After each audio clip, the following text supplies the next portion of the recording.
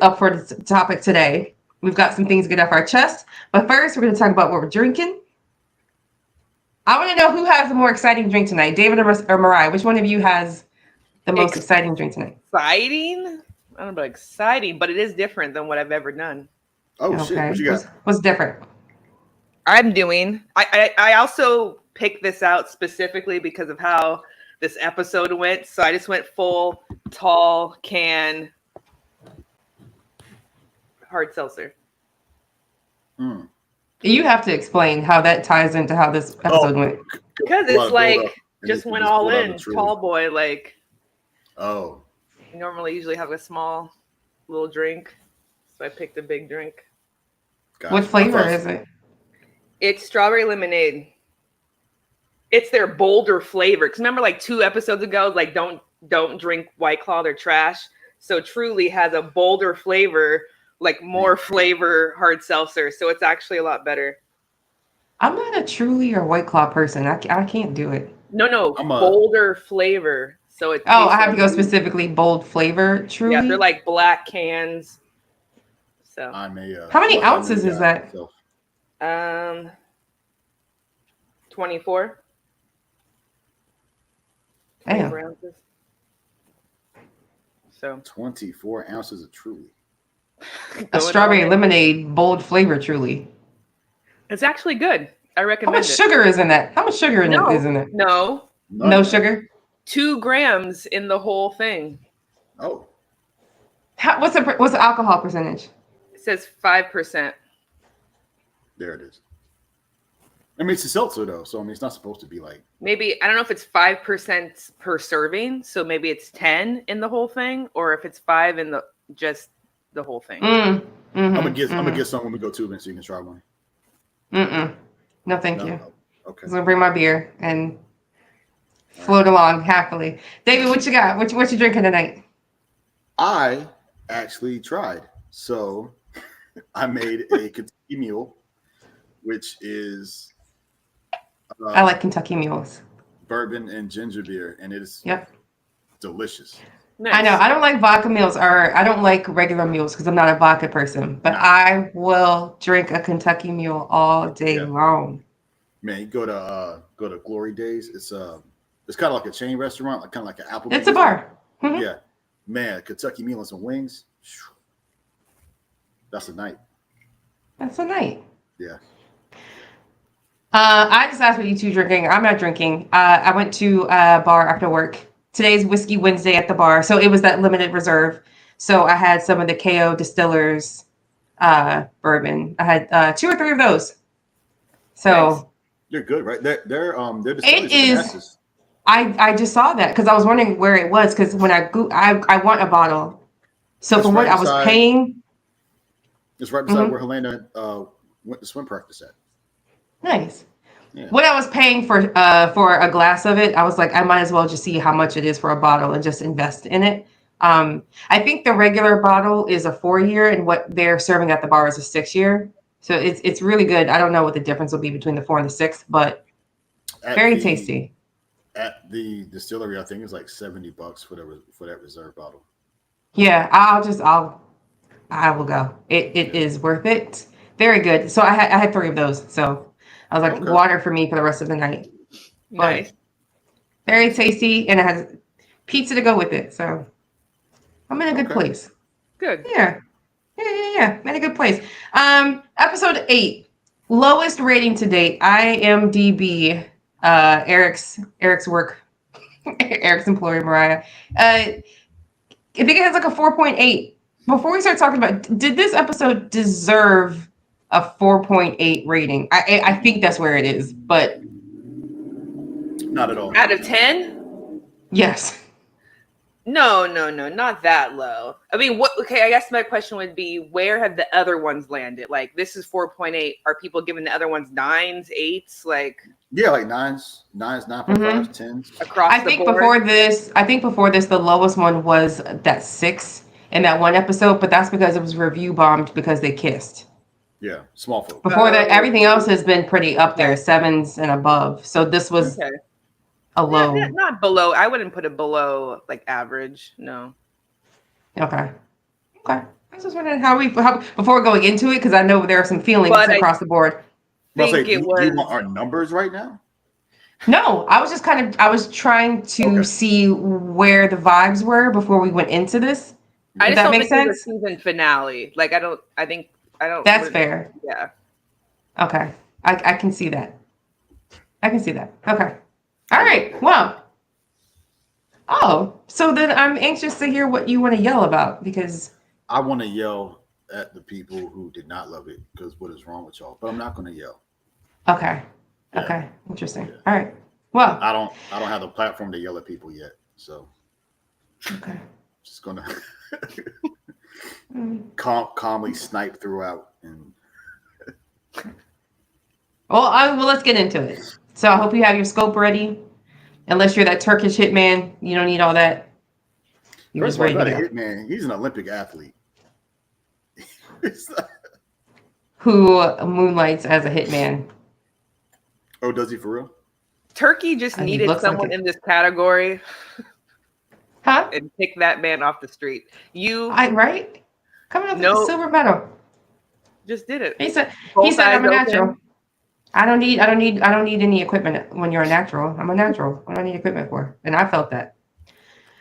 All right. We start in the triad with Thailand with a monkey. Beautiful setting. Beautiful setting with the monkey. The last we heard of the triad, they were like, look, don't go making deals with pirates. We don't want any deals made with a pirate. Don't do it. And what is the first thing he does? And he is sitting down making a deal with a pirate. He's like, I need you. You need me. He's trying to convince them of that, and they look him square in the face, and they're like, you need us more than we need you. So Yeah. our terms are 100 pieces of gold per soldier if you want us. Mm-hmm. Yeah. So he goes, all right, they're gonna have me hang for this, but I guess that's future Tyler's problem to worry about. Whoa. Let's go ahead and make that deal today. They start off telling him they want 100 pieces of gold per man. He was like, "Yo, you're fucking crazy. Like, Mhm. just do this for the exposure, essentially." Mhm. And they're like, "No, we're good. You know, I know you think we're just a bunch of goat fuckers or something." That's what what's his name? Aegon called them. Yeah, but he was like, Mhm. "No, man, this place is big as shit. Like, we are completely fine without Westeros. We're still getting our shit through anyway. Like, Yeah. we're good. We don't Right. we don't need this shit." And that's when he started to crumble. That man, When he really saw. zero negotiating skills. I don't think he expected them to say no. Yeah. Especially from the vibe in the council room, I think he expected that they'll be ready to make a deal. They want their look back already from the time that Corlys, defeated them. Right. And But there was no deal. He was just like, "Yo, come do this for me."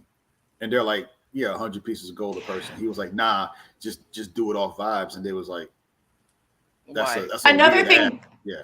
right? Because another thing I don't think he expected was they really said to them that Lannister reputation preceded him. They're like, y'all got the shit. Y'all are rich. Mhm. 100 pieces of gold per person, and we'll do it. And then he started playing poor, and they were just like, we know you're not poor. Yes or no? Sitting in that So- fancy ass jacket. Sit in that fancy ass jacket. Yeah. So they said they're going to send the ships, but they want taxes and everything to come through with it. Basically, it's like you said, he has zero negotiation skills. But what the terms are is either you still have to deal with this blockade, or they're basically saying it up front, you're going to deal with us because we're going to tax the shit out of you, Mhm. and it's better than not Starving. eating. Yep. But we're going to lay taxes on you heavy. And that's if we don't come in and just ransack your towns and shit too. So at the end of the day, I don't know. I don't understand why he made this deal, but I don't either. how do you feel about introducing these characters on the very last episode? Because that is my only problem with this. Yeah. I'm good with it because I know, they're going to play a bigger part next season because it looks like we're going to have a big naval situation going on. Why two dragons don't just peel off and dead that shit right now, I don't know. Right. I mean, it feels like everybody else in the room didn't really matter until they brought Lohar out, and then Lohar is the one that's basically going to be the character that folds into the next season. Right. Yeah. So she needs to like Tylen before she sails with him. So he sees that that's who he needs to impress. I don't know. Thailand? Yeah, Thailand. Yeah, because she kept calling him different names. Like, my name's Tylen. Yeah. Also on that, and I guess we can touch on that now. I don't think anything this season has been funny. There hasn't been things I laughed at. If I laughed at it, it was because I saw it on social media while I was watching, like the memes and everything. And I said, that's funny. Nothing has made me laugh. I felt like they tried to introduce comic relief into this episode, and it came off. I didn't realize they were doing it at first, because when she kept calling him Tywin and everything under the sun but his name, I was like, this is weird. Ulf got awkward later. I know, again, that was trying to be funny, but to me it felt awkward. So the comedy, arrogant, in this episode, but I don't know. So the very next scene, we go over to Vhagar and Aemond. We see Vhagar's big old face. She actually looks very awake and alert right now. I mean, she's very proud of her. Ground, so I guess Oh, she's in her happy place. Yeah, that'll wake up. We don't know what city they burnt to the ground. We just see that they burnt something to the ground. The last time we see him, he was trying to fly after Ulf and Silverwing. So now, the next time we see him, he is very happy watching cities and burns and people screaming and crying and running around. Yep. Oof. Well, Larys is in Aegon's room telling him, look, we gotta go. Now. So, and I don't know when we're coming back. Rhaenyra has found some more dragons. Your brother just got humiliated. Word on the street is he flew in terror and has burnt the next city closest to them. He's angry and he's thwarted, and he will come and kill you. Yep. We gotta go. And Aegon said, "Why? My dick don't work no more." That was such a of all the reasons you had to get this man while you didn't want to get out of bed. Explaining your penile situation was a weird. Bursted like a sausage on a spit. Yeah, that was sausage on a spit. Man, shit, I pissed out my leg. What do you want me to do? Larys was really trying to appeal to him, and then Aegon was just having his own side conversation in his head. And this is the only time that Larys spoken that I was like on his side. For when he first came in, I was like, oh, what does he have to say? But then he was speaking sense, and I was like, okay, well. He's like, look, you're about to die. We got to go. We got to get you out of here. He's got to help his only ally. Yep. And he actually started to say, well, I'm the queen. I'm the king. I can have him arrested. And then Larys is like, yeah, but then how do you handle Rhaenyra? Yep. Yeah. And he said something there that was weird to me because, and it kind of folds like directly into the next scene. If I have my scenes in order, I don't take notes. But Larys is like, yo, like, okay, cool. You arrest him. You're on the throne, and then what do you do when Rhaenyra shows up with 7 dragons? Mm-hmm. Yeah. But then in the next scene, when they're talking, they only say they have 6 dragons. So I guess they're not counting Daemon in their dragon mix because they don't know what's going on with him yet. Probably. Okay. She's, I mean, up to this point, she still is not 100%. Yeah. I mean, yeah, she has been pretty dismissive of him. Like when old boy that got burnt the fuck up. Blackie, what's his name? Black the knight that got burnt. They got sea smoke? Nah, the one that tried to get who? Stefan. What's his last name? Darkos? I don't know, something like that. Dark. Dravos? Oh yeah. Darkling, that's his name. I call him Black. I'm sorry. Darkling. You did. When he was talking to Rhaenyra, he was like, "Yo, you still got Daemon, you still got the Riverlands army." And she was like, "Yeah." No. Yeah. Nah, I'm not counting him. I can't count him. Which, I mean, she's right. She can't count him. Yeah. Till she can. But till she can. Laris lets him know, look, we got a stash in Bravos. And then, yeah, to your point, Aegon is like, look, my dragon is dead. I'm burnt. I'm disgusting. I'm alone. And yeah, my shit split like a sausage. Like, what use am I? Even if I do come back, I don't have a working dick. I'm not going to ever have a son. I don't have an heir. Why am I coming back? Yeah. What's going on here? It isn't until Laris realizes, oh shit, I gotta appeal to his ego. Okay, you're gonna come back, Aegon the Victorious. You're gonna come back the Peacemaker. You're gonna come back the Rebuilder. And then he says, Aegon the Realm's Delight. And that's what gets him up out of bed. He said, I'm coming back a fancy boy. He coming back a fancy boy. The Realm's Delight. Yeah, that got him moving. That's what I'm moving. So yeah, good on Laris for realizing that I can't talk sense into him. I have to talk to him in the manner which he's going to hear me. I have to appeal to his ego got to appeal to his ego to get him up. Because even through all of this, he has learned nothing. And yeah.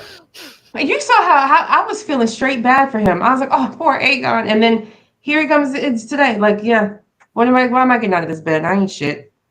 Yeah. I don't know. Part of me just wanted to get this next scene out of the way, just straight like, look, she never get this fucking dragon. But one of four of 10-second scenes. That we instead, I will just keep an order. And the very first time we see her again, this woman sent her best, quote unquote, the best men to accompany them, and no one has noticed that she is missing. Or they at have, this point, she's out in the wild, so. She went off as soon as they left the door. Like, if they didn't notice that quickly she was gone, they weren't ever going to notice. Yeah. I mean, they were right there. But they were right there. They could have shouted out to her. Go on. So the very first glimpse that we see of her is she's been walking so long that she sees a river, and just runs up to it because she's thirsty. So that lets us know she's been out there for a while already. Just wandering around. Here's one thing. Has she though? I don't know. The way she ran after that little river, to me, it seemed like she had been. Yeah, I don't know the timeline of how long things have been happening. That's what was freaking me out because I was sitting there watching. I'm like, yo, how long has it been? Because I rewatched it today before we recorded, and Helena came downstairs, and I was just kind of explaining to her what was going on in that scene because that's the scene she came downstairs on. And I got to the part where I was going to tell her, like, yeah, she's been out there for X amount of days. And I was like, honestly, I don't know how long she's been out here. 2 days, a week? I have no idea. Yeah. And Elena's like, well, you can live without food for 2 weeks. I was like, yeah, but I don't know. She's been out there long enough that she's thirsty. That's all I'm saying. Yeah. I don't know how long exactly. She's thirsty. And that scene. So... Yeah. Okay. The next scene, we're back in Dragonstone. Drace is walking through the hallways and he overhears Ulf and Hugh, who should be out training their dragons, learning commands, but Ulf is at the council table, feet up, just being straight disrespectful. Yep.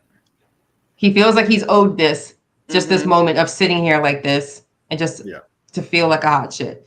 Jace doesn't like this, approaches him, and Ulf doesn't recognize him at first. And then once he does, is just straight disrespectful, talking about the hair, talking about how they're cut from the same cloth. Yep. And everything that Jace was kind of telling Rhaenyra as to why it's not right to have them in the castle. Ulf is doing those exact things. And this is the part where I was like, hey, Ulf is gonna fuck y'all over. Yep. I don't know shit about Ulf because again, I have not read the books. Everything I've said so far is a guess, which is why if you listened last week, I was wildly inaccurate about what was going to happen this week. I'm just throwing darts at a board, but I'll tell you this: Ulf is going to fuck those motherfuckers over because I'm like, who? Because at this point, you have to acknowledge, okay, he's a prince. He's already told you, hey, this is Prince Jacaerys. And he's like, oh, okay. He stands up and says like, yo, you're going to apologize. He's like, nah, I'm just going to hug you. And I'm going to talk over you. I'm going to do it again later to your mom. I'm just going to be wildly disrespectful. Everything's going to go over my head. And that's what I was saying on that show Kaleidoscope we did when Jai Courtney's character showed up on the screen and he was just being like wildly flamboyant about everything, like just stupid, obtuse about the situation. I was like, okay, this motherfucker's gonna be a problem at the end of this. Because every time you get a crew together, somebody got to fuck the crew. Kangaroo Man, Captain Kangaroo. That's who he was, right? He was Captain Kangaroo. Captain Boomerang. Captain Boomerang. Yes, it's the same person. I think I did that in the Kaleidoscope too. Because Captain Kangaroo is a children's show from like I did the same thing in Kaleidoscope. I was calling him Kangaroo. Yeah. I will say that I have not looked ahead at the books or read anything or looked into it at all. So I kind of wanted this to be a surprise, but I did see like 2 spoilers about Ulf and Hugh and kind of how they take. I wish I had it now. It kind of ruined it for me, but I wish I hadn't seen it about ruined it for me. Their parts in it. But I also saw I didn't say what, and I also saw that Jace in the book. Jace is the one. Jace is the one who actually who referred that they did this whole thing, not Rhaenyra. Like, so like they switched it around, but it makes more sense that Rhaenyra did it and Jace, like that whole scene about them both being bastards. And he's like, well, we're the same. Like, I think it's good that they switched that kind of dynamic. That was real on the nose. Like to have the last episode so much about Jace's identity crisis. And then the first time we see him again, some motherfuckers in his face like, yeah, man, you and me. We both just pieces of shit. We made it though, baby. Not a drop of royal blood in us. Look at us. Just 2 motherfuckers just walking around with dragons. We did it. Jace has the royal blood. Jace doesn't have the hair color, and that's what he kept talking about. Ulf has royal blood too. Yeah, they all technically do. Yeah, no. Ulf was talking about the fact that they don't have that silver hair. Yeah, I'm just saying, like how much it bothered Jason last episode, and how much Ulf made it a point. Just like, yeah, man. Mm-hmm. Fuck white hair. Yeah, because even his boys in the tavern, they were talking about his salt and pepper hair, that he didn't have that silver hair like the rest of them. That's when he saw Jason. He was like, "Hair be damned! Look at us, we made it, man." Because he's thinking that Jace probably got in the same way. Which I don't know why he would think that. And Hugh said the same thing. Hugh was like, he lives here. Yeah, he lives here. Why wouldn't you think he would just be walking around? He said, yeah, Princess walking around. Like, lives here. Man. Yeah. Where's my homie who got smacked? That's who needs to be around hollering at Ulf. That's who I want to see. I want to see the 2 of them get into it. Ulf was smacked. That's who I want to see get into it. Ulf wanted to man. That. Somebody needs to smack the shit out of him. Even if he wouldn't have smacked him, he would have looked at him and been like, yo, who the fuck are you talking to? He would have said something to him. Yeah. Everybody did. And he was like, yeah, I choose not to acknowledge that. Mm-hmm. To me, Jace was like, yo, you're going to apologize right fucking now. He was like, yeah, man, I'm not doing that. And then Rhaenyra later, she was like, yo, calm down. He was like, nah, I'm not doing that. Y'all need to learn how to take a fucking joke. Take a fucking joke. Yep. Yeah. In the sense of foreshadowing, I think foreshadowing into what you were saying, David. Jace does tell them about Sharp Point in that moment and how innocent people died, and then tells him, "Look, if you're a liability and we die because of you and your laziness, like I'll kill you. I will have you hanged, and you will be fed to the dogs." Yeah. So, him being a liability, I feel like got called out in that second. So yeah, he did not react well to that. And you saw like when he was like, yo, apologies. And he bumped Jace a little bit when he walked past him. Mm-hmm. Yeah. I don't like him. Arrogant.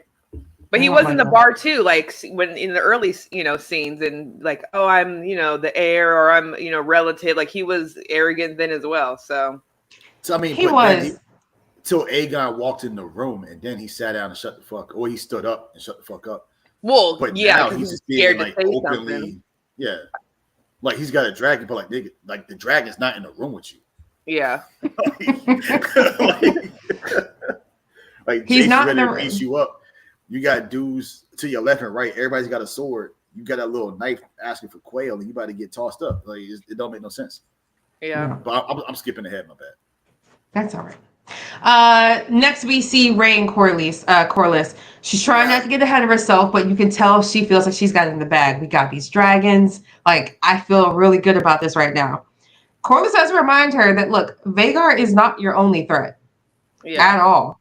Aemond is not going to start a shot point, and he's very upset right now. So he is a threat you need to look out for. The Lannisters and the Hightowers are marching right now. Who else? Who knows who else? But at least those two very large, very rich armies are marching against you right now, and you need to stop that fast.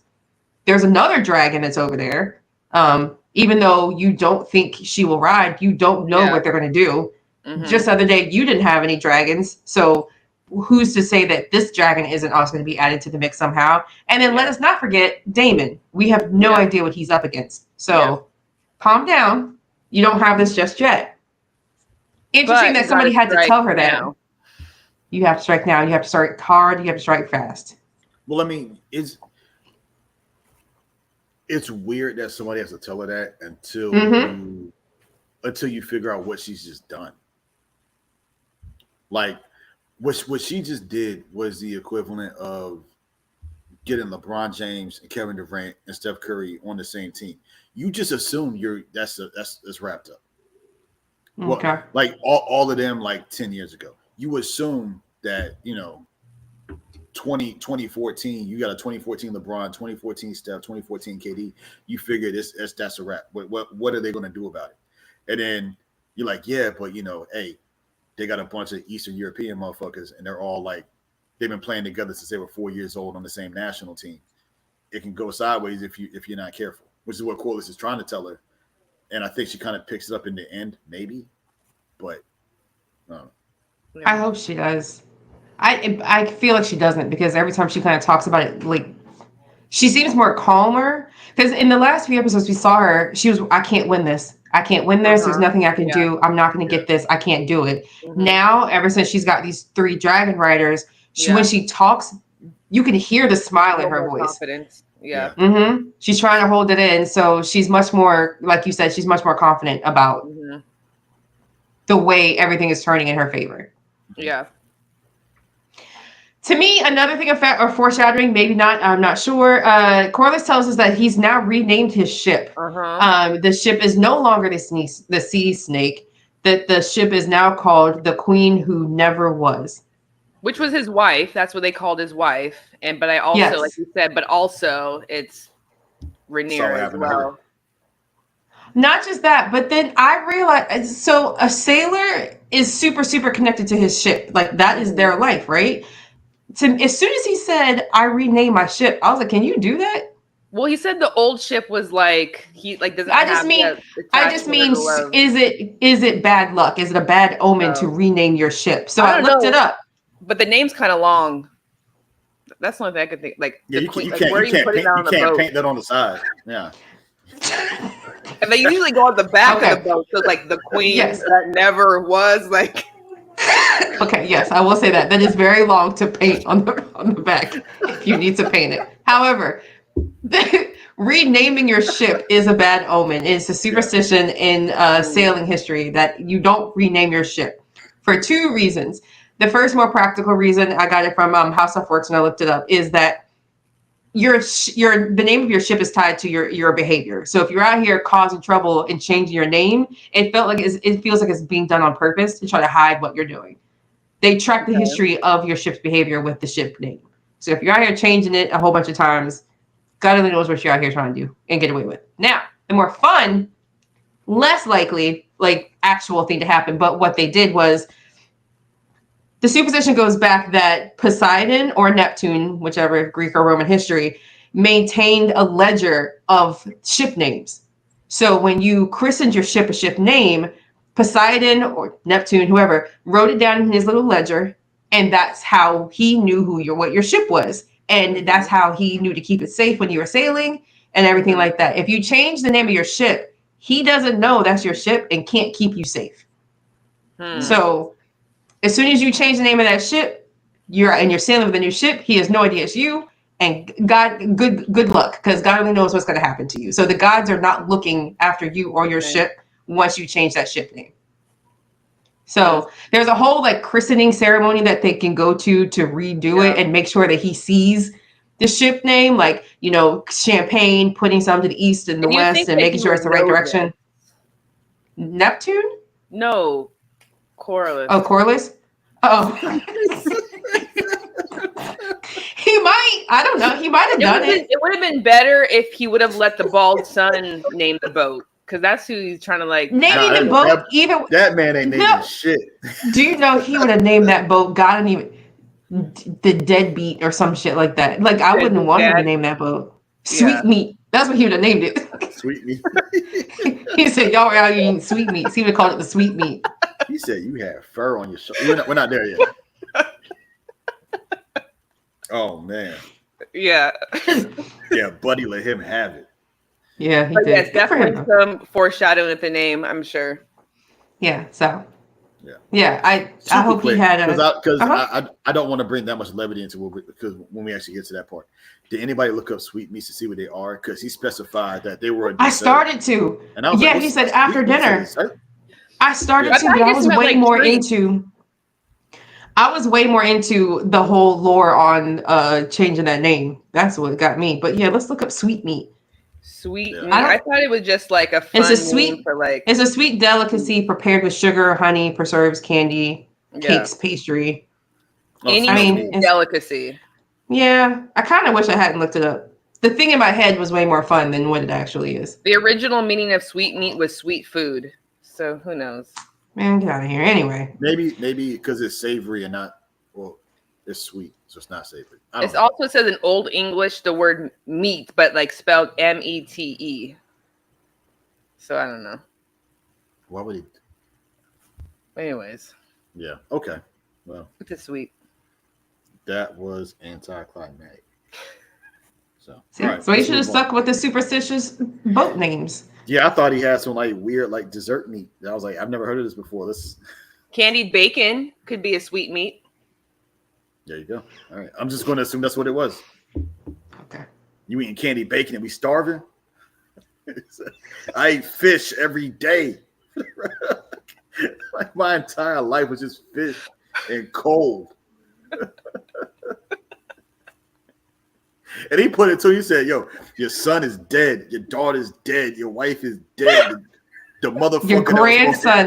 the motherfucker dead. that was supposed to take your shit is dead. And now you want to talk to me? Oh man." Can you go get the fuck up out of here? That now man, you he- remember I'm alive? He said you're dismissed. Oh my my man, he put his God. teeth away that entire time. Oh my god. That was, I think that was top 5 of the season for me. Oh yeah. Yeah. Yeah. Interesting. Oh my gosh. Well, we're back to Damon and Harrenhal. I pray for the last episode, but Sir Alfred is here. And then if you look, Sorry, but we talk about like how much time has passed. So, like, how long did it take him to get there? I feel like it's been like 3 episodes since he left. well, yeah, he's like on a horse or something. He's not like on a dragon. No, I know, but like I Oh. saw a map. It's not that far away. Well, Harrenhal actually no, it is farther than because Dragonstone. I'm No, sorry, I'm thinking you know of like what? King's Landing and Dragonstone. No. Harrenhal is a little bit further, but Don't it's let been Denise 3 look at you like that, episodes. because the last time we talked about it in season 1, I was like, yo, how long did it take these motherfuckers to fly from here to there? And Denise and Shauna were like, oh yeah, it's not far. It's just like driving from one city to another. So maybe it didn't take them that long to sail over there. That could have been like a 1-day trip. So maybe time too much. Not that. I mean, but he's got a whole. I don't know. He's been like 3 episodes though. Lots happening. If I talked about anything being close, it was Dragonstone and King's Landing, and the Yeah, fact that that is when close. Ray left, that was close. Yeah, that's what y'all talking about. Yeah, Well, I mean, relative- I know that's close. So is Harrenhal not close to King's Landing? I have no idea. Okay, here we Oh, go. okay. The travel distance. We're doing a lot of side googling today. I like it. Well, while you look that up, Simon is following super close behind them, just being real nosy, just listening in. I love him. He's like, look, Damon, I don't know what you're going. I know what your point for coming here was. You seem to be straying away from the plot. I need to make sure you stay on point. Yeah. Did you have your subtitles on when you watched it? I did. You see when the wind blew and it said traitor? And Yes. said traitor. So I Yes. saw it, and the first time I watched it, I was like, maybe my TV wasn't up loud enough so I couldn't Yep. hear it. Mhm. So my second watch through, I turned Mhm. that shit all the way up to 50 and still didn't hear it. I heard it. He said traitor. Yeah. I was like, oh shit. I didn't hear it at all. That was some bullshit. I turned it up high. I was super trying to pay attention, and I don't know if I blinked at the wrong time, but I missed the Green Man and his little hoof noises. You missed the what? The Green Man? Yeah. What's Oh, that? we'll get to it later. We'll get to it. Okay. I'll explain. Oh yeah. Oh, Denise. Like I had to go back four. I had to Should have go back watched the 4 TikTok times. I shared. Yeah. Oh, okay. I should've took that. Alfred wants Damon to lead. He's like, look, Rhaenyra has good intentions, but we need a king. Damon's like, look, I didn't take you for a turncloak. Mhm. Kind of smirked and walked off. Yeah. Yikes. Next, we're with Aemond and Jasper. They're walking through King's Landing, and he lets them know that, hey, he's basically telling them how everyone slipped out of King's Landing. So Aemond's like, okay, cool. Stop ships from coming in and out. Mhm. So not only are we gates closed, the ports are closed too. You're going to inspect every ship that comes in and out. And Jasper's like, that's going to slow down fish. Okay, fine. I don't care. What does he care? And then Jasper has this real look of concern and like a slow zoom in on his face. Yeah. Jeff, like, we can't do that, man. But I mean, what are you gonna do? You know, And not much you can do. Nope. You gotta stop them ships. Helena and Alicent. Helena is basically asking Alicent, why does everyone hate us? We didn't cause this blockade. What's going on? Alicent's like, hey, let's get out of here. Come on, let's go. Helena's like, where are we going? Where are they going? I mean, anywhere is better than where they're at currently. So I don't know. Maybe not to Helena. I don't know. But Aemond comes in the room and he's like, look, dear sister of mine, I need you to get on that dragon and I need you to ride out today into battle. Mm-hmm. yeah. Which they don't like that idea. Helena just basically like, I'm not burning anybody. And Alicent is like, it's not happening this way. Yeah. And So- Aemond makes a really good point Of stating the obvious, like, yo, why did you claim this dragon if you aren't going to use it to protect us? So this is a difference from the book because I don't understand because in the book she loves her dragon and she rides her dragon all the time. Well, no. It's not to say that she doesn't love her dragon. I'm just saying, like, why get the dragon if you aren't going to use the dragon? Well, I think when she got it, You know. I mean, and this is kind of that thing. It's like Helena sees the future, right? So like, did she just now getting like these visions of the future, or like has she always known? Because I mean, she probably wouldn't have claimed the dragon if she knew what was coming. I think with that, like, you can kind of tell at the beginning of last season when she was making her, well, not at the beginning, but like the end of last season when she was just kind of like, oh, hey, rats, rats are a problem here, or the beast beneath the boards type stuff. I don't think she saw clearly what was happening. I think that she just kind of had an inkling, like something doesn't feel right, and this is what the world around me is telling me. And I think later on in this episode is the first time she really sees everything clearly and can properly articulate it. Mm-hmm. That's true. And I also claiming the dragon. I don't think she claimed the dragon with the intent of riding it into battle one day. But in the book, she likes riding her dragon. She gets joy out of riding and being a dragon rider. In the TV show, she wants nothing to do with her dragon, which I don't understand why they deviated from that. Or at least going into battle because she doesn't want to burn anyone. She don't, I think she. Yeah, I think that's where they're making the difference. Like, she doesn't want to fight with the dragon. She wants to just. Hang But I out. think even before she said that, whatever she said made it sound like she didn't want anything to do with her dragon. She didn't like riding.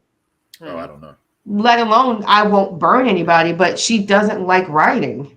Didn't matter because Aemond snatched her ass up. It was like, yo, we are rolling now. Not only that, but then looks at Alice and basically tells her, this is all your fault. Your weakness caused all this shit. Yeah, so you can step aside. Yeah, he's not incorrect. Again, the execution, horrible. Making some good points though.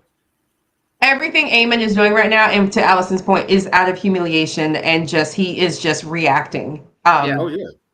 So he just needs to calm down and just take a beat. We're not doing it like this. We're not acting off your emotions. Yeah. But he's also not wrong, because had he and Helena left at that moment and flew out to Harrenhal, Rhaenyra would have shown up to see a castle on fire and an entire army burned to nothing. That's true. Mm-hmm. So he was not incorrect. His approach to the situation was just fucked up. No, when it comes to the war, the battle, like he's got a vision. He's on point. Or they would have got there at the same time. I don't know distances in this fucking. Okay, so Dragonstone is like it looks like it's about equal distance to Harrenhal as it is to King's Landing. But King's Landing is closer to Harrenhal. Like it looks like it's like weirdly like it kind of looks they're in a triangle, so kind of close. So it's a day trip, like 400 miles. It says 2 to 3 days is what it said. 400 miles. But we know that's not true because when Rhaenyra left on the boat, not by, yeah. This is what Google said. It said 400 miles. We don't have to do it. It's okay. We can't do this. So nobody read the book, right? No. Yeah, we can't do this. Okay. I'm sure Shauna could let us know. But yeah. Alicent goes to the Grand Maester, who literally just wants to do his job at this point. He's like, look, can y'all please stop involving me in your shit? She's like, look, I need you again. I need passage and your discretion. Yeah. That's it. Didn't know Orwell had a ship. And this was passage of Dragonstone, right? Yes. Yeah.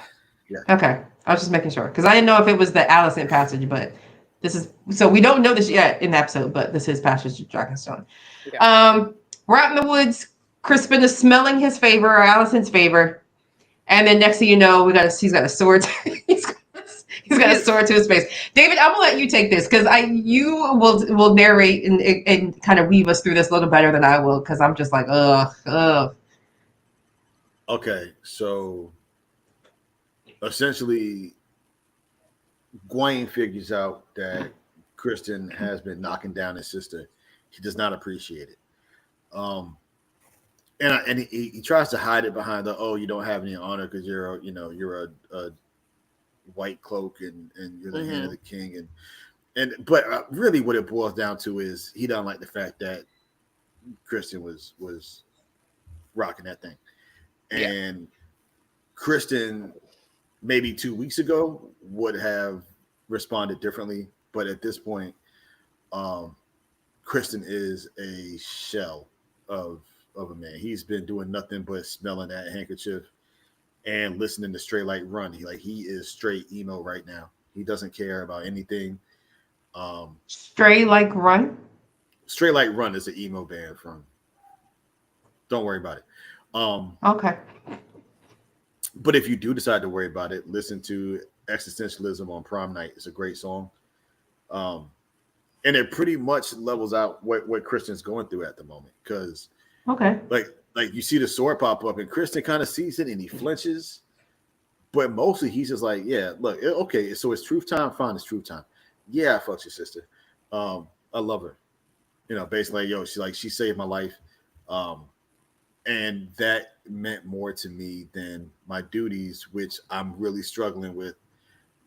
But for real, none of that matters anyway, because we're all gonna fucking die. Why do you care so much? He annihilates Gwaine into not only taking the sword off of his neck, but sitting down beside him, like, yo, what the fuck is wrong with you? And Kristen's just like, none of this matters. Yeah, Chris is like, no, you didn't see that? Like, they burned half of our army alive. Like, the oil from above when they were fighting burned our men to death. You aren't paying attention. We are dead men. We are marching to our deaths. Yep. And all of this is pointless. Yeah. He literally said, we're dust at their feet. Yeah, which that's exactly what you are. Yep. Yeah, and he's like, what's the kill me? Don't kill me. I'm dead today. I'm dead in a week. It does not matter to me. Yeah.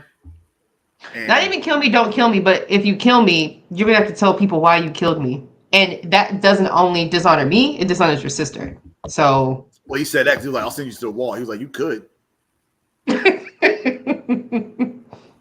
But then then There's a lot of things there's a lot of things you could do, but every road leads to your sister also being involved in this. So yeah, like send me to the wall. They're gonna start calling your sister slow neck. Like you don't want that. And so you're an idiot. You don't want that. I will say it was kind of I don't know when he was like she's the beacon that I follow. The way he said it, I was like that is probably one of the realest things I've heard him say in a while. Just the way he said it. yeah, Still an asshole, but like he was done. And when I say he was done, I mean like I think he was sitting there smelling her handkerchief and just kind of like embracing it as like the last bit of oh, absolutely. of- Was it like one of those soldiers in war who just sit there and just hold something from back at home and just that's where they want to be? yeah. But That's I exactly what he don't- was doing. But I don't think he was doing it as any sort of inspiration to get through it. I think he was just like, let me enjoy this while I can because I'm not coming home. Mm-hmm. And that was like watching that conversation between him and Gwen, especially at the end where Gwen puts the sword down to his side. It's like, fuck me, man. I am gonna die here. And he just sits down beside him like, you piece of shit. Like, why do you have to be so negative?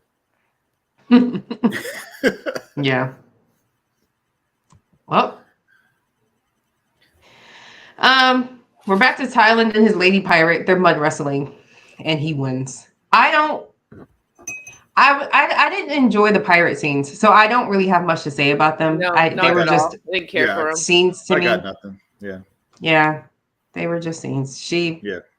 I will say I thought it was going to be like a drinking contest, not a mud fight. So I wasn't expecting that.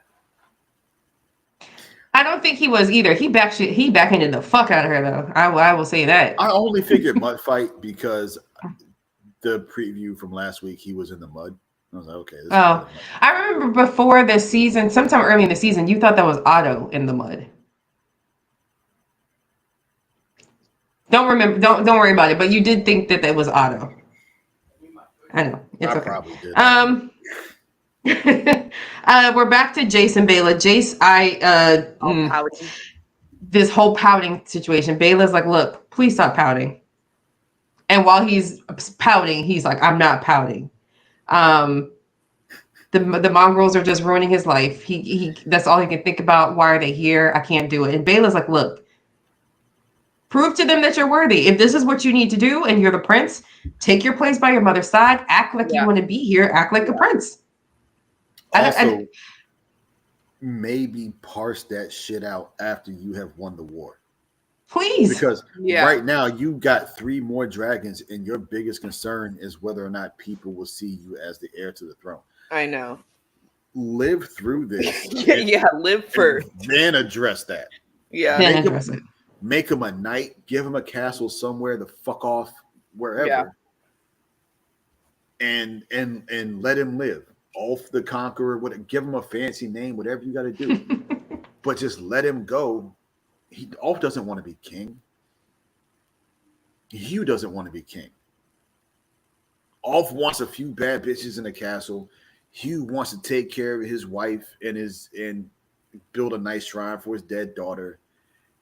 Adam wants his dad to love him. Like everybody wants things that you can give them without a throne because none of them want that. But he's so self-consumed with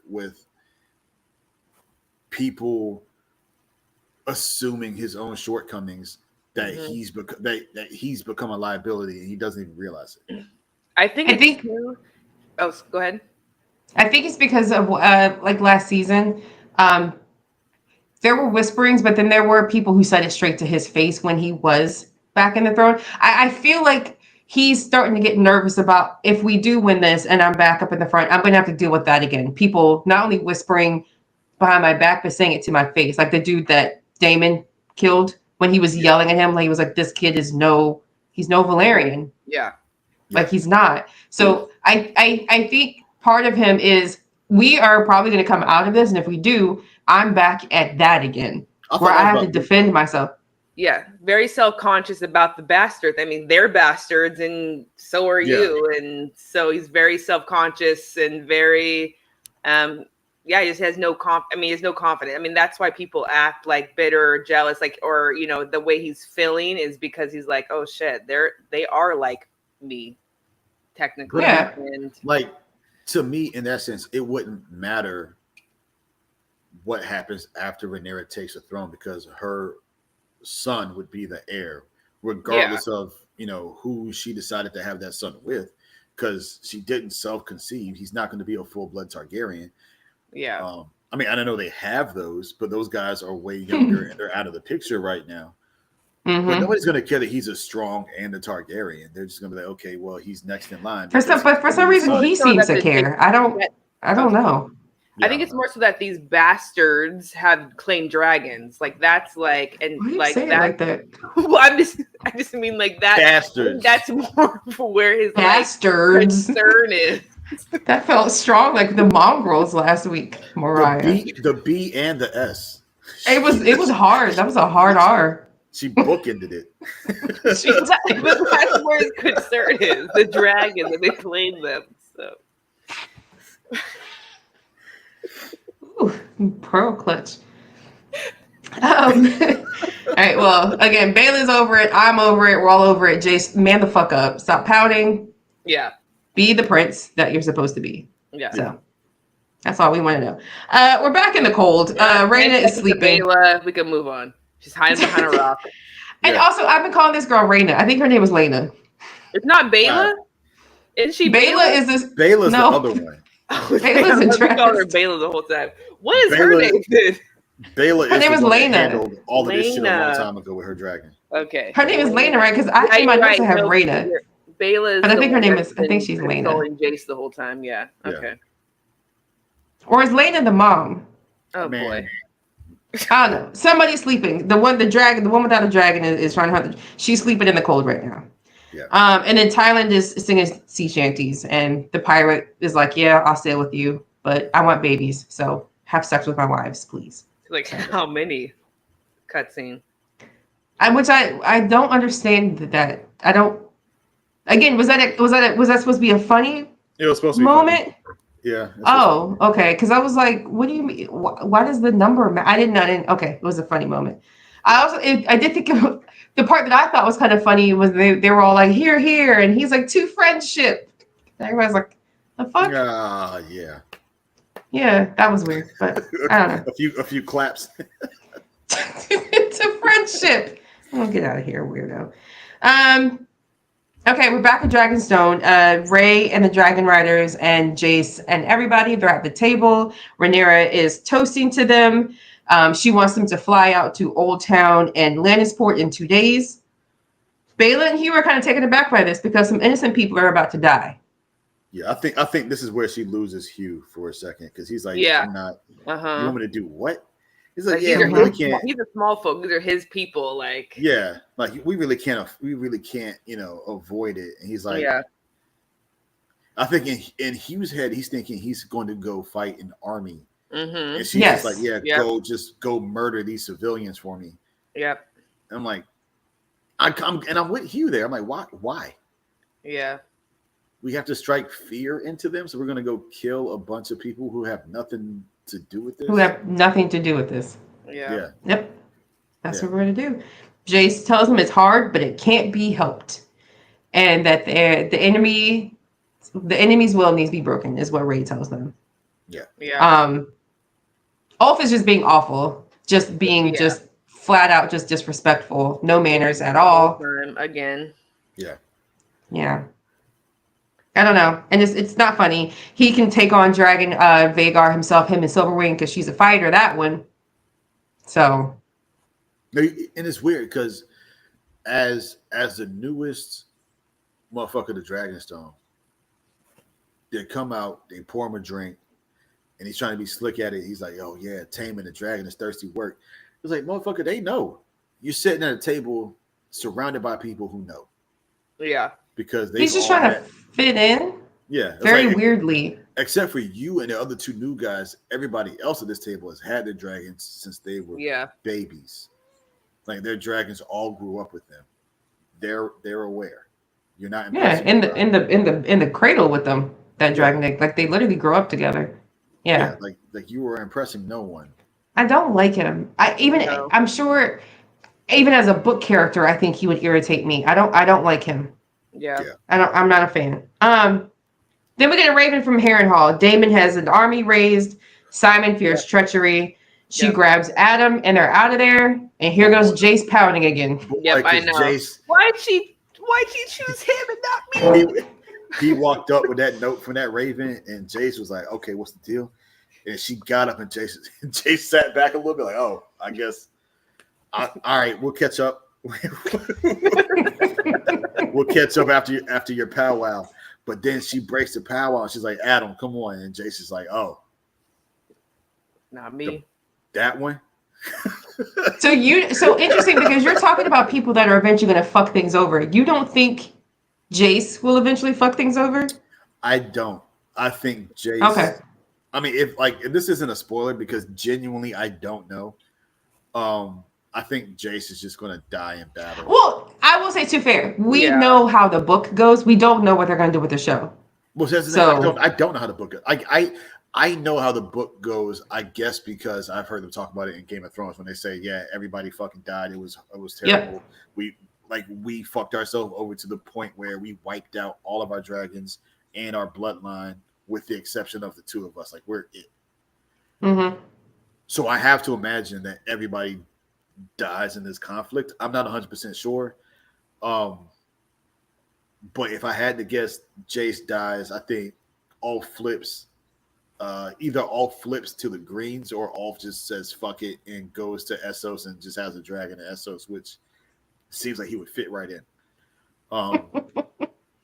And then I don't know, Hugh takes his dragon and goes back to being a blacksmith with a dragon or something. I don't. But with all that said, Jace being very pouty and just seemingly resentful when Rhaenyra seems to just gravitate to Adam so quickly and trust Adam so quickly. Yeah. You don't feel like she also sent Bela off the fly and do like she's not sending. I mean, that's her heir. She doesn't want him really to go anywhere. Like she knows, like if anything happens to him, like if he wasn't so in his fucking feelings, he would realize that. Like well, she's told him that. Yeah, Jace, you and I. That's why there's an Air Force 2. Like you and I cannot fly in the same plane, buddy. Whatever happens to me cannot happen to you at the same time. Because then there's just nothing left. Mm-hmm. But he's too emotional to get that. Yeah. Air Force 2, I like that. So he's sitting at the table after she leaves. He's like, "Yo, y'all see that? She took the black one."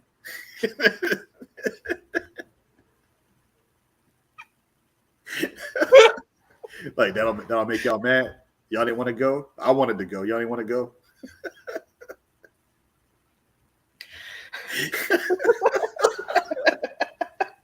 I wonder why out of everyone she took Adam. Because she trusts him.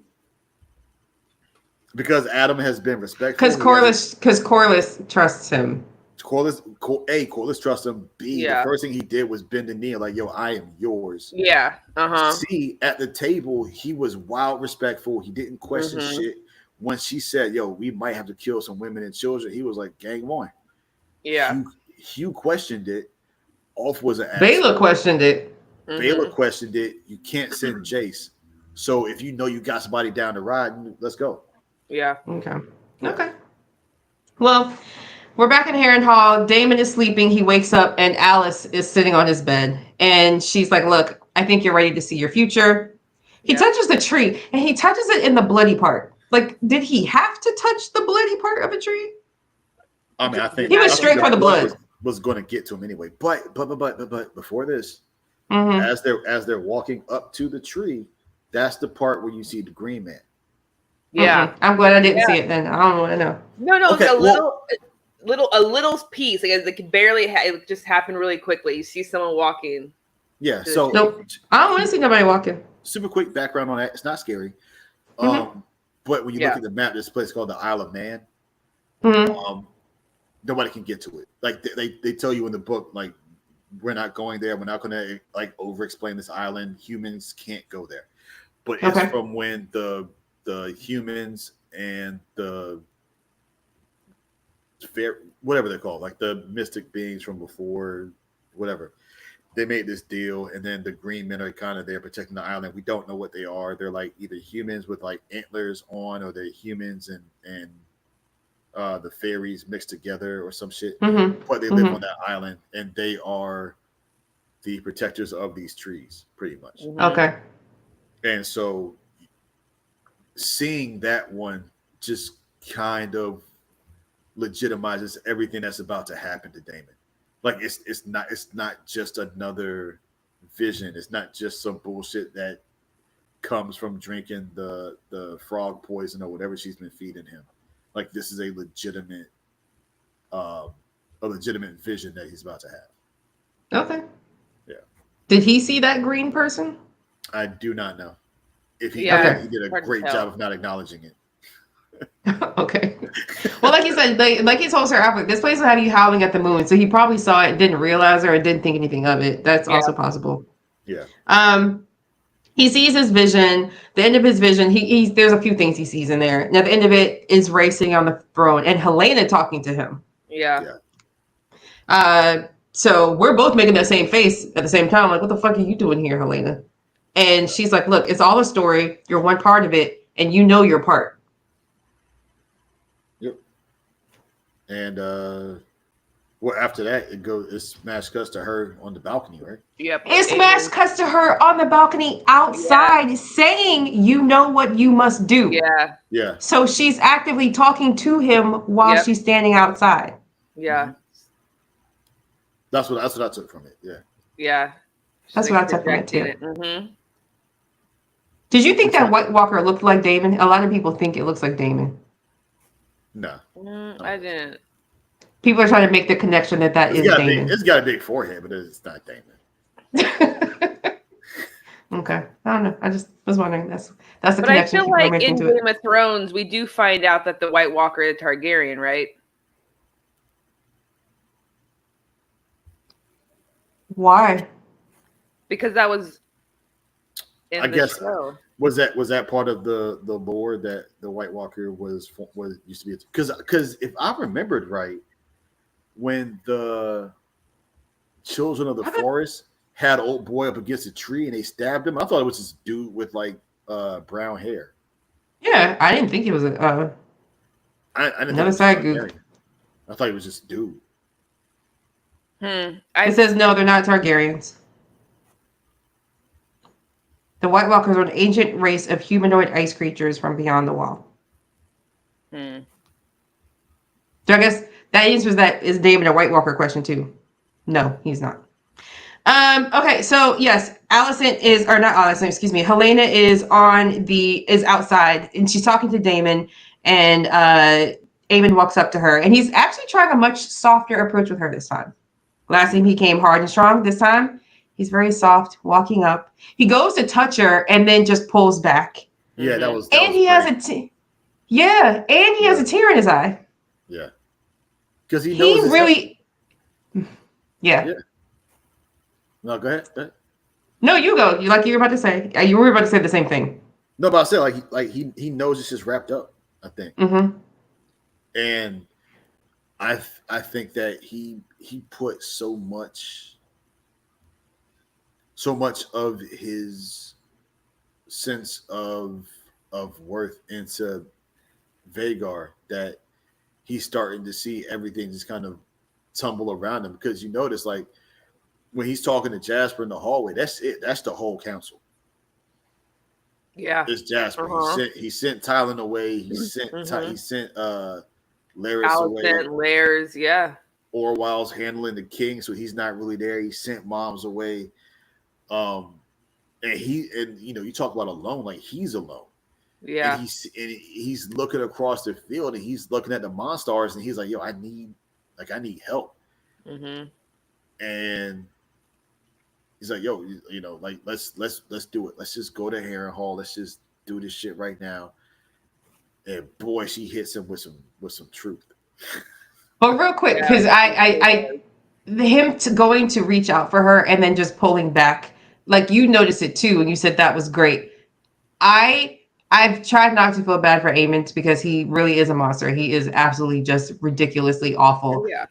I empathized with his sense of just desperation right then. He really wanted to be able to connect with her. He didn't know what to do. Mhm. He tried to just come to her in the only way he knew. That little scene of going to trying to touch her and then pulling back. I was like, he is so desperate right now. Yeah. He has no idea how to handle this. You know, so what I've been trying to do as I watch this is not take sides and just kind Right. of try to see everybody the way they're written. Mhm. And Aemon is written like he's written as a tragic character. He was bullied his entire life growing up. They hated him before he had a dragon. And then when he got a dragon and he felt like he was strong enough to stand on his own because he had the dragon, they hated him for that. He did everything right. He learned how to Valyrian. He learned how to. Well, you're saying they hated him. No, there was only one person who bullied him. They all did. I mean, not to the point where they teased him a little bit like they would little kids. I don't think they hated him. His brother was crazy vicious to him. But when you don't see, because like before he gets the dragon, Aegon, Luke, and Jace are all just kind of piling up on him. Like Aegon was tight with Luke and Jace at first, and then he had to pick a side. So he was like, okay, well, ride with my family, obviously. But before that, Aemon was alone. Maybe Helena hung out with him a little bit, but even she had a dragon. So I mean, after she's born, what's he going to do?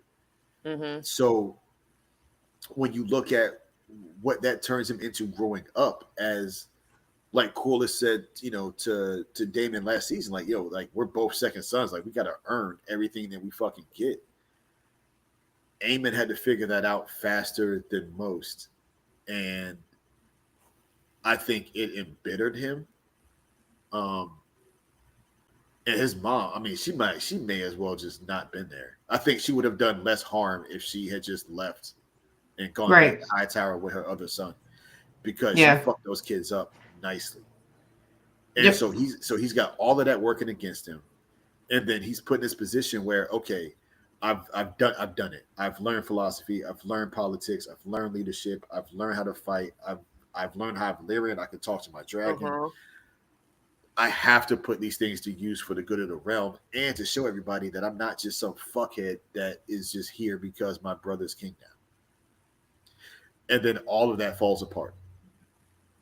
Because go ahead. Well, I mean, because he's absolutely putting his money where his mouth is. It's not like he's sitting in King's Landing trying to make these choices. He's riding out. He's going to battle and earning that medal, like to be able to say, yeah, I have seen combat. Sure, he saw it from the back of a dragon. Yeah. But then he went and fought other dragons. So it's not like, he's just burning people alive for no reason. He wasn't doing that until this episode, really. Yeah. I think Aemon was a great example of what Alice has been trying to teach Daemon. Because again, we've been kind of looking at the two of them together. Like, Daemon was Viserys' second, and he wanted that crown.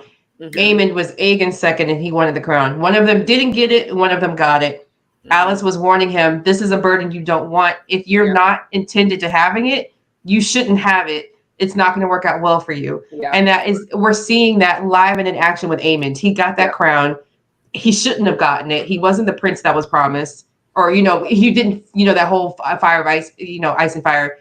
It shouldn't have been handed to him. He got it, and he very quickly lost it because he has no idea what to do with it. Mm-hmm.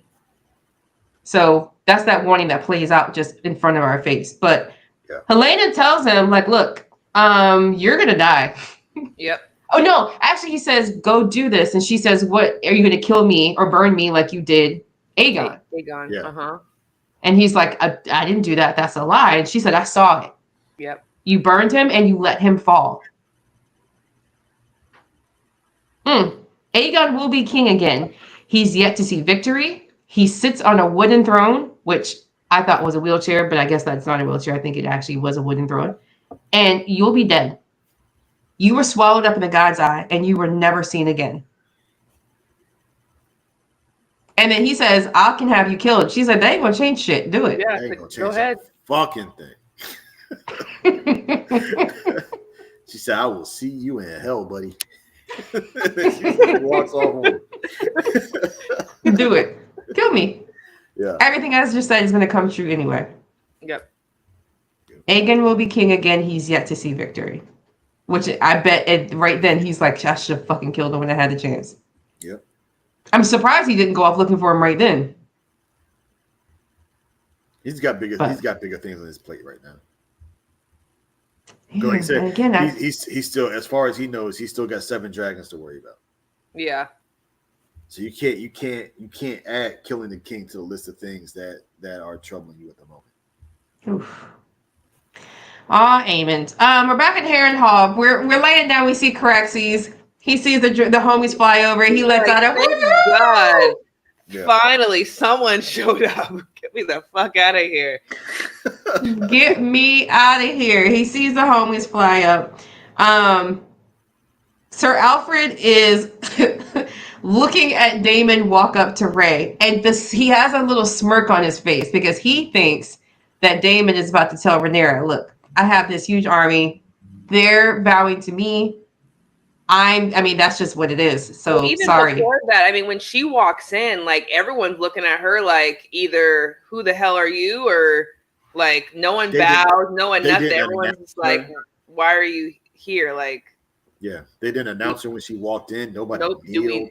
are we supposed to know you, or? And then they Yeah. all No. stand straight up as soon as Daemon walks through.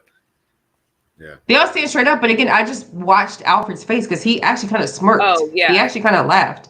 Sir Traitor, he's. So right then, we don't know what Daemon is thinking. We don't know what he's going to say. He looks at her and says, look, all these men are sworn to me. And she steps back and she's like, well, who do you swear to? Yeah. Then the Valyrian starts coming out again. And it's just like, look, I've seen it. War is coming. Darkness and doom. The realm's only hope is a leader who can unite it. And my brother chose you. Mm-hmm. And then you see him start to bend that knee. Yeah. And I thank the Lord. Simon Straw was gagged. He's back there like. Simon was back there just slow clapping and just couldn't hold it in. You are the true queen, first of her name, protector of the realm, and I am meant to serve you until death or until the end of our story. Yep. That would have made me pause for a second, because death is supposed to be the end of our story, right? So what are you talking about? Like the first time he said it, I was like, wait.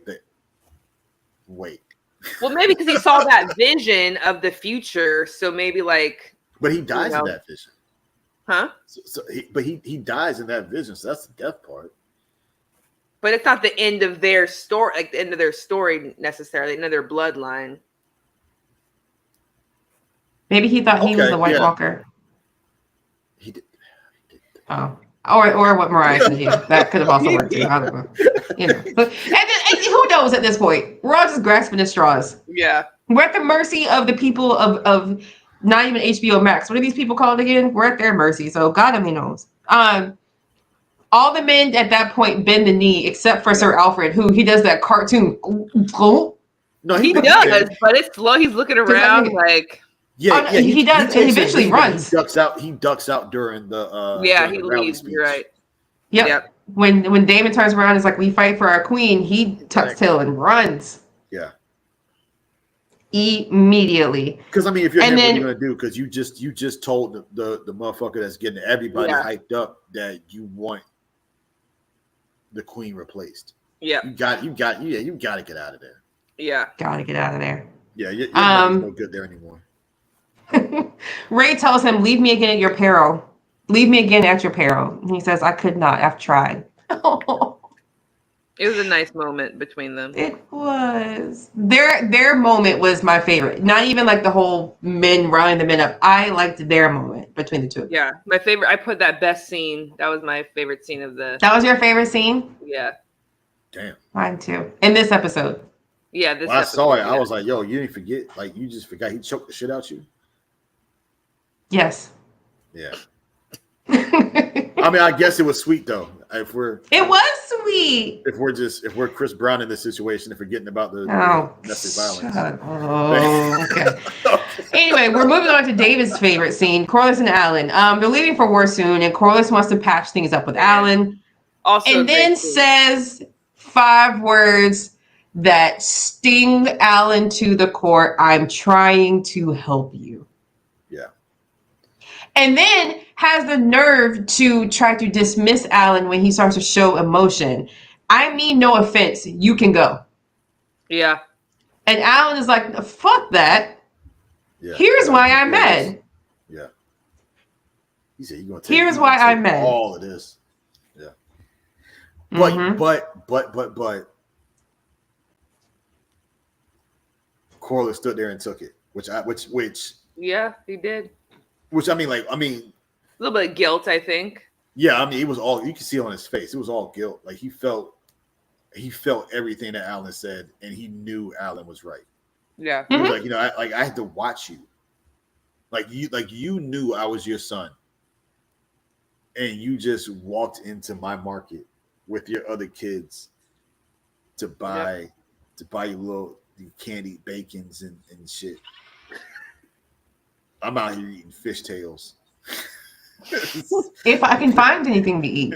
Freezing to death with my mom and you don't even acknowledge me, and now because everybody around you's dead, you want to now you want to play catch. Now you want to help me. Yeah, fuck you. Nah.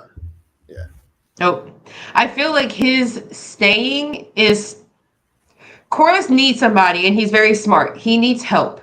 I think with him staying, he's still going to try to sneak his way in.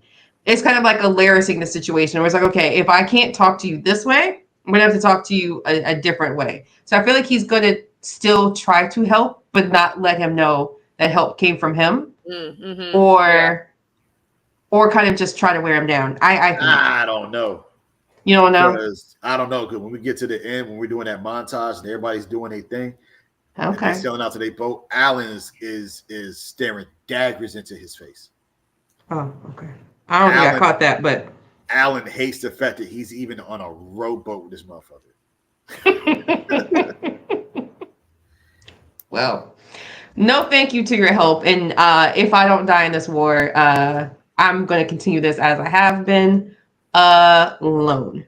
Fatherless. Yeah. Just me. Yep. Okay. Well, Raina, Lena, whoever this girl is, she finally sees this goddamn dragon. Thank the Lord. And another 10 seconds. Let's just move along. That dragon is tattered. And I know he's wild. That thing has seen better days. No, she's only seen it flying at this point. Yeah, she hasn't run up on it yet. She hasn't seen it yet. She just heard it and saw it. That's after the Rhaenyra Alicent. So it's just another waste of 10 seconds. So we can. Do you know how mad? Well, I feel like at this point she would just be happy to see a dragon or just have a dragon at all. She's taking anything that will let her claim. That's my question. What if she sees this dragon and this dragon is just like burned it to a crisp? I'm trying to figure out how this. Well, I mean, like they've already described the dragon to her as large and formidable. So. But like, what if she sees it and it's missing a foot? You know what I mean? I think it doesn't have the dragon teeth. will take her. She's taking the dragon. So you think no matter what that dragon looked like, she's riding with it. She's been out there for days. She's delirious. She's taking whatever she can. But that's what I'm saying. I've been out here for days tracking you down. I finally get up to you, and you're missing a leg, and you don't have a tail. I don't think it matters. I have to take this back to Dragonstone. What's that show? You know what I mean? Where everybody gets their hormone monsters, and they're all big. Yes. And old boy gets his hormone monster, and it's all like weird and decrepit and shit. That's what I'm saying.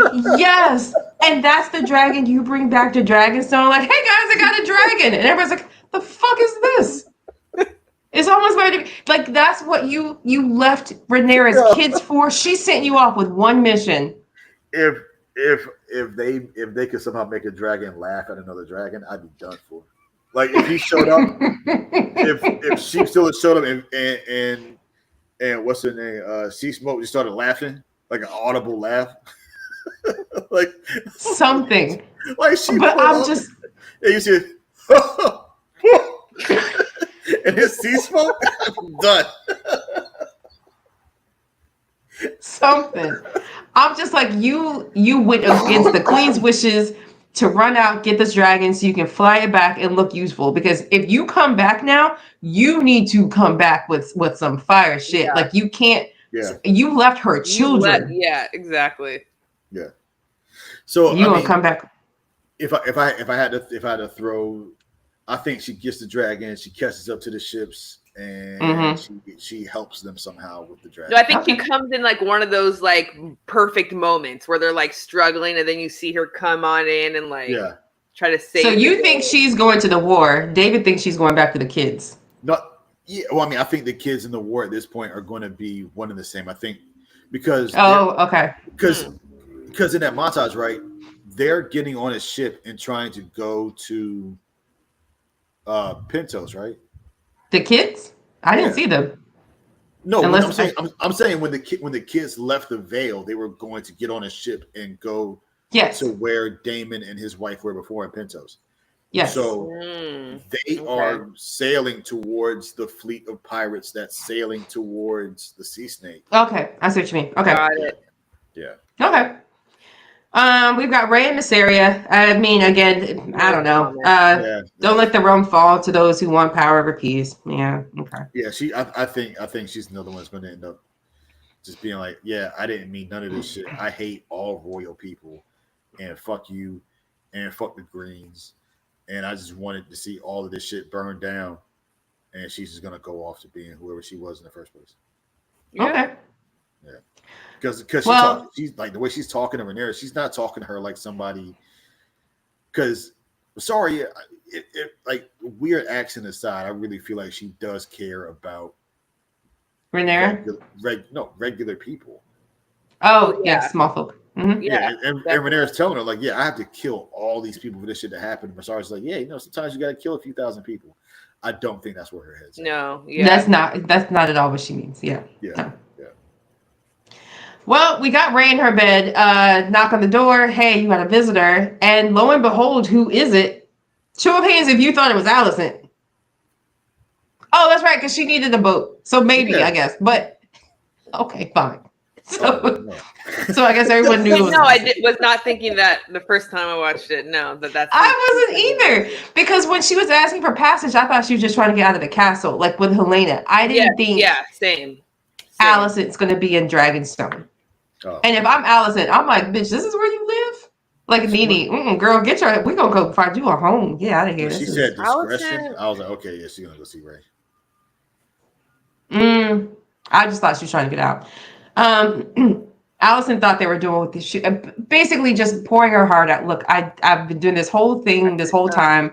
I thought I was doing what I was supposed to be doing. I see it's not working now. I don't know what to do. I just want to be done with all of this. I just want to leave it all behind. I just want to take Helena and my grandbaby and go. You can have it. And Ray said, no, you can't do that.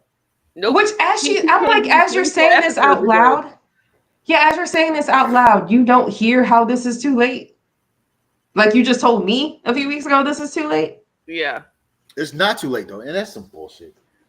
Look, it's not too late because when Alicent told her a few episodes ago, it's too late. Like on Alicent's end, Alicent explained to her, like, look, Aemon is a psychopath. He tasted blood. He loves it. He's got a big ass dragon. I can't do anything with that. Aegon is king. He still isn't burnt half to death. He's out here making bad decisions, but he's a king. He won't listen to me. I can't do shit about that. My father's gone. Aegon sent him away. Nothing I can do about that. Like, what's coming for you is coming for you, and I am not in a position to stop it because no one will listen to me, because all I am at this point is the king's mom, and they ain't listening to their mom right now.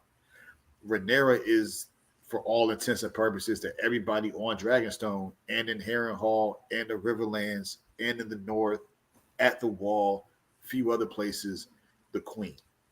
She can stop it if she wants to. She's in a position to do what Alicent couldn't do when Rhaenyra asked her to stop. But Rhaenyra is in a place now where she's like, okay, well, now it's war. It's on. And so when Alicent's like, yo, you can stop this, she's like, yeah, I don't want to. And that's pretty much the end of it. But I don't want to look at Alicent like she was in the same position that Ray's in now, because she wasn't. No, but Rhaenyra went to her and was like, we can stop this now. And Alicent was like, no. Yeah, she was like, I can't. She was like, I mean, but it wasn't like she didn't say I can't because I don't want to. She was like, I can't because who I am in this situation, I am incapable of doing what you're asking me to do. And she still believed in the whole, Aegon being the prince at that point as well. I took that also as not just like with the whole war of Alicent just wanted to walk away scot-free like nothing ever happened. I think it was too late for that. Like you can't do that. Yeah. That's what I took it as. It's too late. Not so much the war, because like you said, Rhaenyra at this point even thinks she can stop this war. She's feel like she's won it. So I didn't take it as that was too late. It's too late for you to just give up, walk away scot-free like nothing ever happened. Like no, you're not getting off that easy. It's too late for that. Yeah. I tried to give you that a few weeks ago. You didn't want it. You're not going to get away that easy now. Now that you see the shit isn't going right for you, and then I have the upper hand, and now you want to back out? No. Mm-hmm. No. Alicent does that nail-biting thing that she does when she's real nervous, and then she composes herself and says, look, he always loved your mother more than me. His resolution for you through the end was because of how much he loved his mother. Aemond is leaving soon. You can have it all. He's going to fly out in 3 days. Helena will be queen. We'll open the gates for you. We'll have our men drop their swords. Come in and take it. Yeah. We don't want it. I don't want it. She doesn't want it. We don't want it. Have it. Yeah. It's yours. Mm-hmm. Take it as a conqueror. And once you do, stop this war. Yeah. That's it. So she thought. Like, yeah. And Ray said, no, I need your boy and his little weird sausage dick. And I gotta cut his head off. Take his head, and then there was 52 seconds of silence. Which exactly. I don't know why Alicent didn't already think that, because you can't leave Aegon alive in all of this. Because it's her son. Yeah. And in any situation where you still love your kid, you wouldn't just assume that you have to give the green light on your own kid. Mm-hmm. I understand, but he was the king that everyone saw get crowned. Yes. So if I come in as a conqueror and just take the throne, I can't have that loose end walking around. Because like you said, Alicent wants everything to just end. Like it never happened. Like she wants things just to go normal, and Rhaenyra wins and no one gets hurt, and she can just go on with her life. And everyone else can just live and whatever. On Ray's end, there was a better way to handle that than just being a douche. But how would you handle it? Gently. By saying, I want your son's head? No, just by saying, hey, look, I get everything you're saying right now, but I need you to understand, like, if we go through with this, Aegon's got to go. I thought she said it as gentle as she could. I don't think she was being... I don't think she did. I think this whole conversation she was being an asshole. I think she saw. I mean, I guess what would you expect her to do though? It's like you just Alicent just showed up here after she was over there 2, 3, whatever 6 months, how long it took her to get over there ago. Asked her to stop this, and now Alicent's here like, oh, I took a trip outside the wall, and I just want to be done with this, and we're over, and you can just take over, and we're just done, and blah blah. Yeah, but blah. Alicent's like, yo, I'm gonna help you get it. I'm like, you came to me, you asked me for help. I'm risking my life, my daughter's life, my granddaughter's life to come here and tell you right now that I will help you get what you want. They could have a pleasant conversation if Rhaenyra wanted it to be a halfway pleasant conversation. She just didn't want it to because her feelings were hurt about last time because she didn't understand that somebody who was not in a position to help her didn't help her. Well, then they had that 52 seconds of silence. Yeah, I mean, yeah, because she was like, yo, and they that's a horrible decision to have to make. Right. And she made it. And then Rhaenyra was still an asshole. Well, what I mean, what I don't know. I disagree. I don't know what you expect her to like. I think it's because she saw it as getting vindication for Luke also. Because Yeah, this to like the this son for a whole son. this whole time, yeah, but then she greenlit the baby's head getting cut off. Rhaenyra? As far as everybody is concerned, Oh, Rhaenyra Oh, she greenlit that did baby's it. head get cut off. all right. Well, Allison agrees.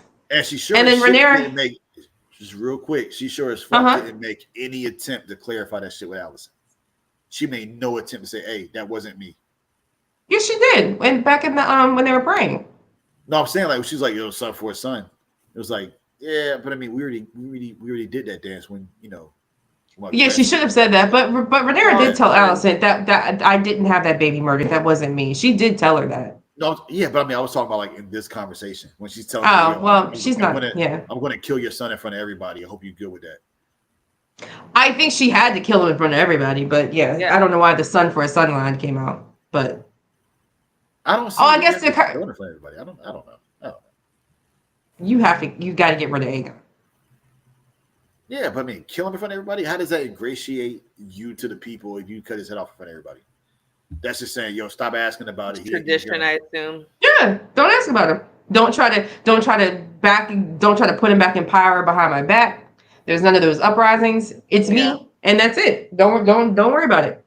Allison, Rhaenyra tells Allison, history is going to call you a cold queen. You're going to go down as a villain. What do you think about this? She's like, look, I could give a shit. I just want to go out into the woods and be free. And not just that, come with me. Yeah. So she pulls a Crispin. She's like, come into the woods with me. Walk around in the woods with me. Be free. And she's like, no, bitch, I got a duty. I've been telling you this. She said, nah, she didn't say shit. She's like, yo, I can't. Like, no, she does. She says she has a duty that was decided for her.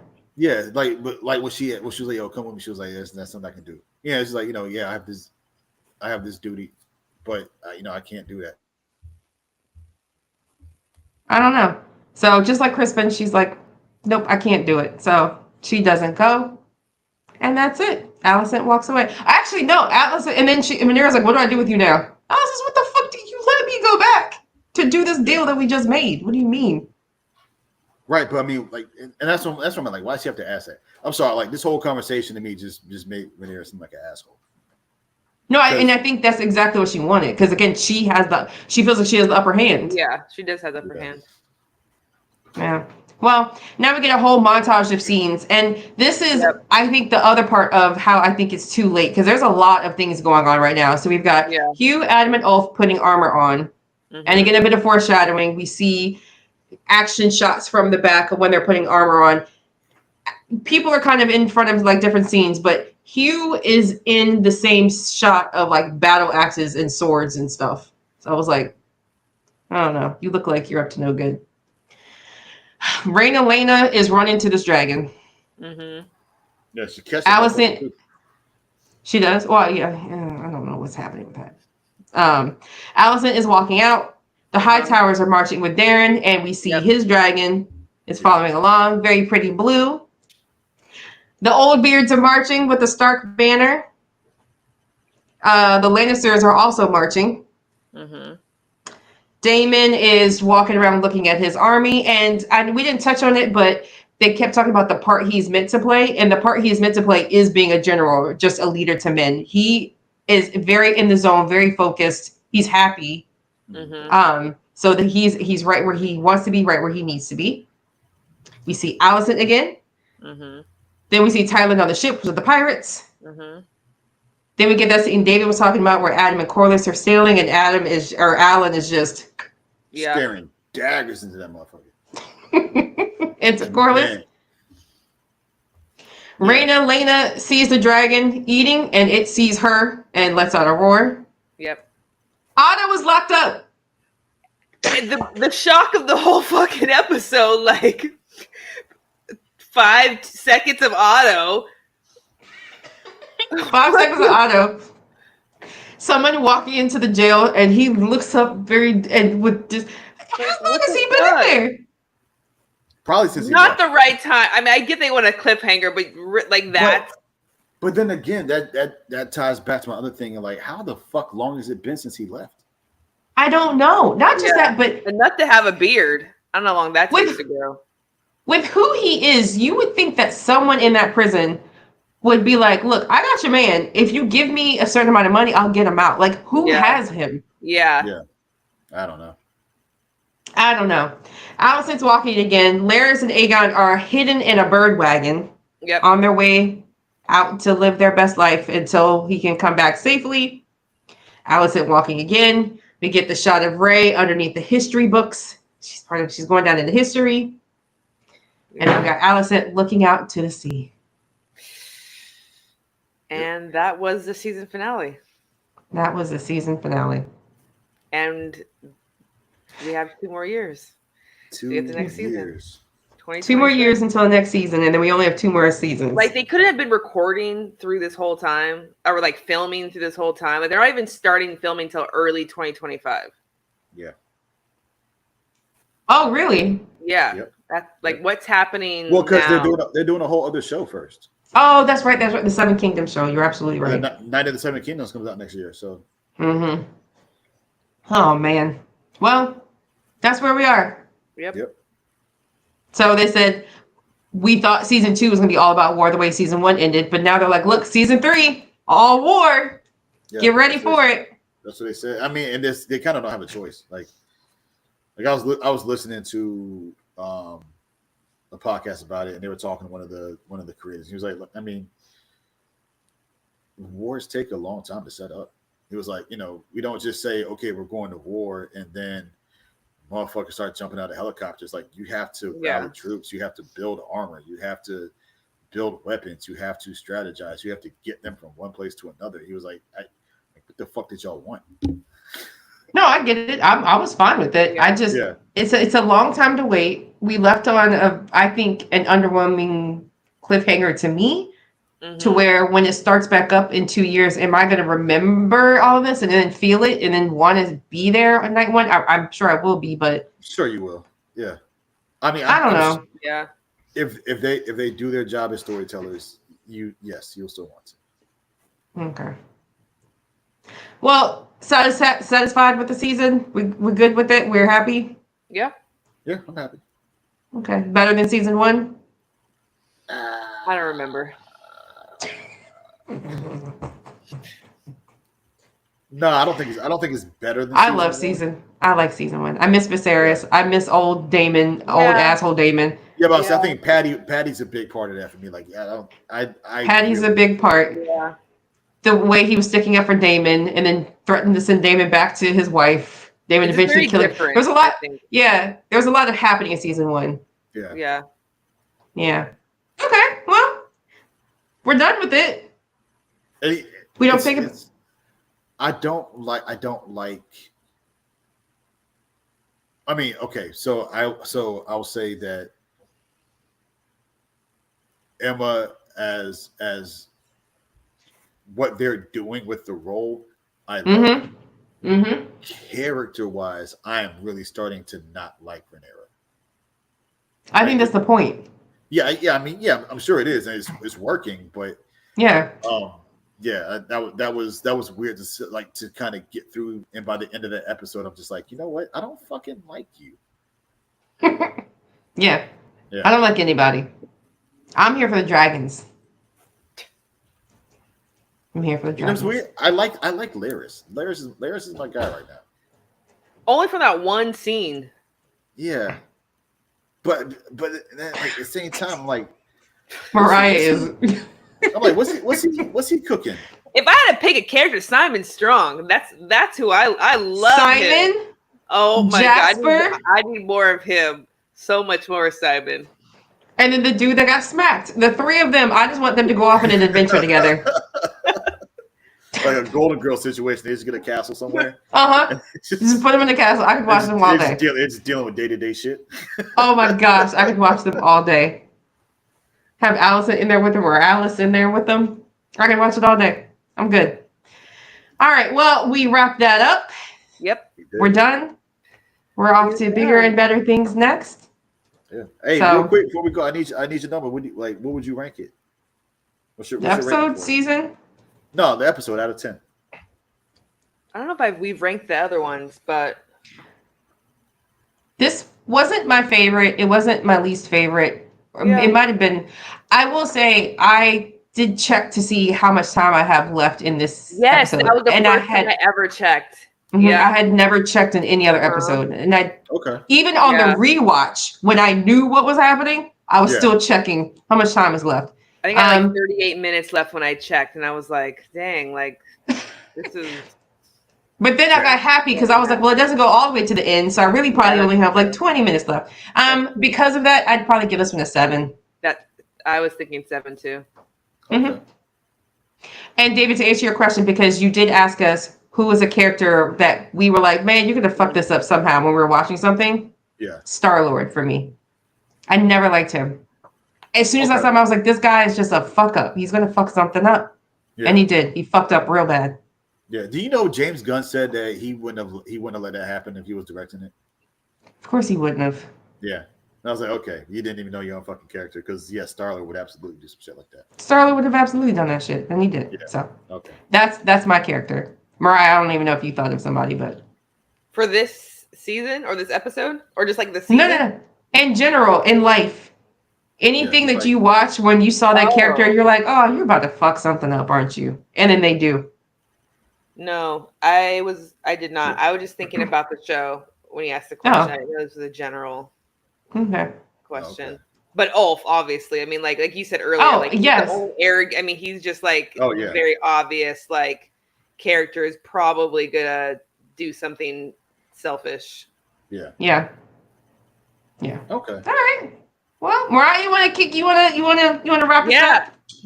Yep. So if you're listening live, you have to be on YouTube or Facebook because we couldn't get TikTok or Twitter working. So thank you. But we are live on TikTok. We have we have over 900 followers now. Like last week, we only had like 261. So make sure you're Apparently, following we're an TikTok. anime podcast now. We need to figure out anime, like quick, fast, and in a hurry. I'm a very novice when it comes to it, so I need That's the end of to. me. I need to So beef up. we will be. Well, on David, you saw TikTok. Chainsaw Man and in Demon Slayer. I got through like 4 episodes of Demon Slayer. I watched the first season of Chainsaw Man. If there's a second one, I haven't seen it yet. Oh, okay. Go ahead, Mariah. Yeah. She's like, anyway. We'll be on TikTok live hopefully next time. So if you have TikTok, make sure that you're following us. And we're on Anchor, Spotify, Apple. I think anywhere that has a Spotify, you can find us. So Yeah. again, listen, leave us a review, leave us a comment. Now that we're done with House of the Dragons, if you have a suggestion, I'm not sure what's next for us. I have a suggestion. I'll talk to you guys about it and see what you think. Okay, well, surprise suggestion from Denise coming. Yay. But yeah, follow us, comment, and let us know what you want. Yeah. And thanks. Thank you. Bye.